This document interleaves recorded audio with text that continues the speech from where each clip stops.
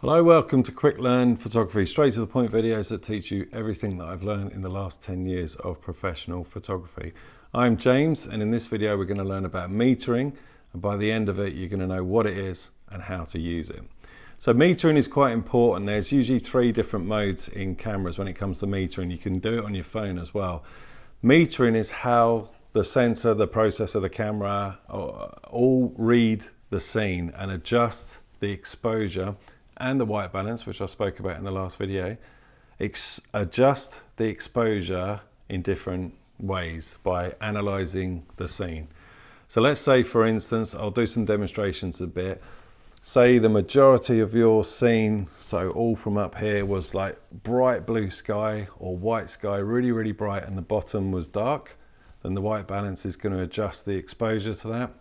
Or if the majority of the scene was really dark, say like dark green, like earthy trees and that, and there was only a little bit of light at the top, then the metering is going to adjust the exposure according to that. Okay, so basically the metering system, and you can pick different ones. I'm going to show you in a minute how to meter for either a tiny little bit or the whole scene, and it will adjust the exposure accordingly.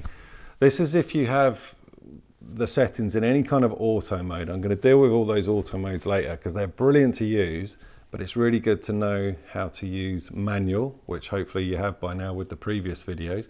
Complete manual shutter speed, aperture, ISO and white balance. So you're in complete control of the camera. No auto settings are going to muck it around. But if you're in any of the auto modes, then the metering will adjust the exposure to what it thinks. So sometimes you need to be in control of that. The one I use most of the time is called matrix metering, but I'll show you those in a minute. So let's have a look at metering and how it works and why it's important to know it. Okay, so what I've gone for here, I've got my camera here on a tripod, zoomed out into the view. So I've kind of got a 50-50 view here. So we've got 50% sky and 50% landscape, and it's quite overcast today actually, so the trees are sort of quite earthy and a little bit darkish, so this is good. So what we're on here, if I go to the metering modes, which is this orange box here, and we got these 3, we're not going to bother about the bottom 2, they're a bit complicated. These are the generic ones that you get kind of on every camera. So this is called multi-metering on Sony. On Nikon, it's called matrix metering. I'm not sure about Canon. I don't really use Canon and Fuji and all that, but this means it's covering the whole scene and it's metering for everything. So at the moment, it's 50-50 sky and darker scene. So it's showing 400th of a second, f/4.5. Now I've got everything on auto. Everything can go automatic. So the metering is going to control it. So this is metering for the whole scene. If I pull upwards a bit, you can see everything changing because now the majority is bright sky. So I'm just tilting the tripod towards you. Sorry about the weird warping there. So the shutter speed has shot up because it's metering for the bright sky. And if I go the other way, downwards, then the shutter speed starts to drop, because now it's metering for the darker tones, because that's the majority of the scene. I hope that makes sense. So that's matrix metering. Sorry, I'm trying to do all this one-handed.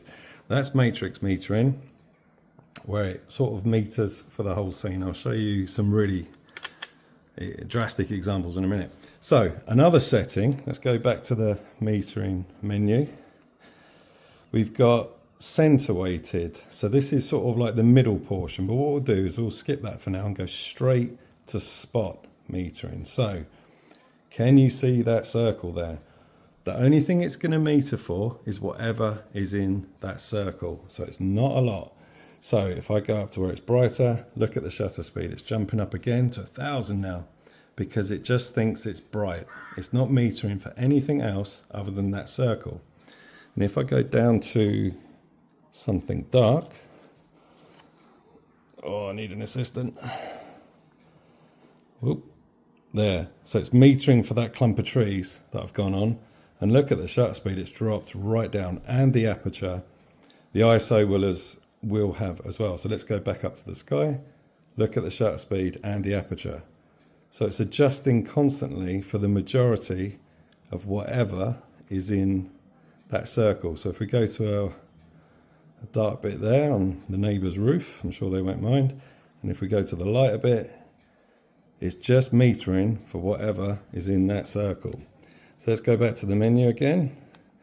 And this is center weighted, so it's sort of the middle section now. It's not much different from spot metering really, but it's a bit broader and you can change the size of this. So up to the bright bit, look at all the settings jumping around, and down to the darker bits.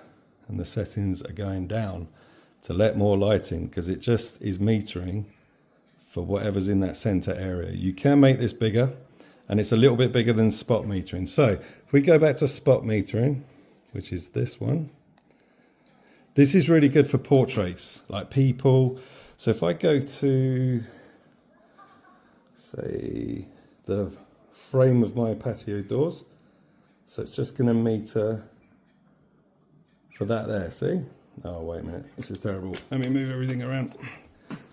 Right, it's adjusted for that post. It's just metering for that bit of wood. See the difference? I haven't touched anything, nothing at all, because it's just metering for that.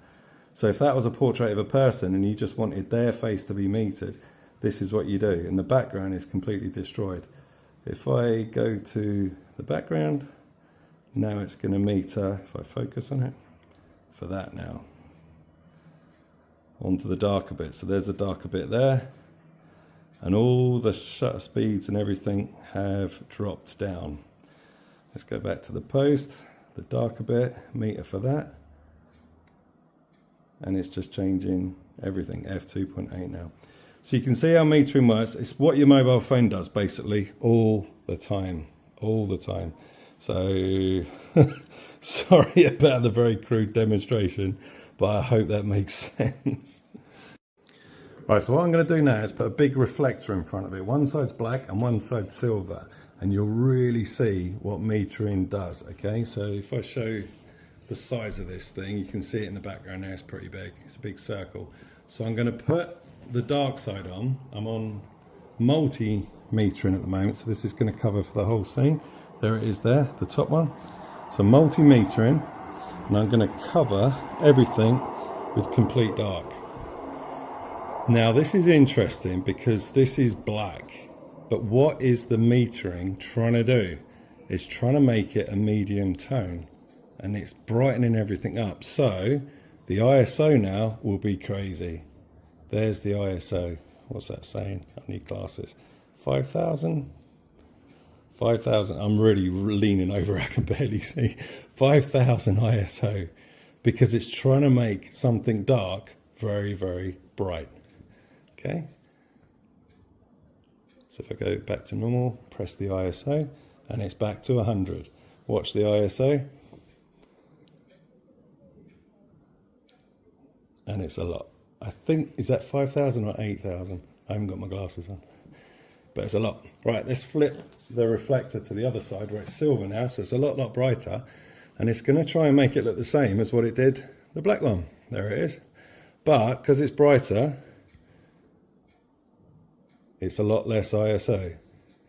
32, 320, I think. So it's a lot less, but it's metering for the whole scene. Brilliant. Right, let's go to spot metering. Actually, no, let's keep it on multi. I'll try the dark one again. If I try and get a 50-50 scene. So it doesn't know what to meter for. I'm covering half the image. It's sort of bouncing around. So the majority is dark now. And now it's metering for the outside. If I was on spot metering, let's do that. If you're still watching this, I'm impressed. Right, spot metering, so it's only going to be where that's, so I can put the reflector and it's not touching that spot. So it's not affecting the image. The second I go on that spot, then it's just metering for the dark. But now it's not. If that doesn't make sense, I don't know what will. It's a very crude example, but I think that worked. So I hope that explains metering. So spot metering is really good if you want to do like portraits or isolate something and not care about the rest of the background. But the metering system will always try and get a medium tone, as was demonstrated. If I go back to multi, by covering the whole scene with dark, and it tries to get a medium grey. The camera doesn't know what you're trying to photograph. It doesn't care. It just wants to get that consistent colour. We're going to talk about how to control this with exposure compensation next. And then if I go to a brighter one, it's still going to go grey. So it doesn't care. It's like a robot. Right, I hope that helps. Okay, so I hope that's helped. It's quite an overlooked thing, metering sometimes, but you've seen the different modes, and it can make a difference to your photography. If you really want to be precise about what you expose for, if you're in any kind of auto setting, it's really handy. Or if you just want a general shot, a general meter of the whole scene, again, it's pretty handy as well, but you can adjust accordingly to what the camera's metering. So I hope that helps, and thanks for watching.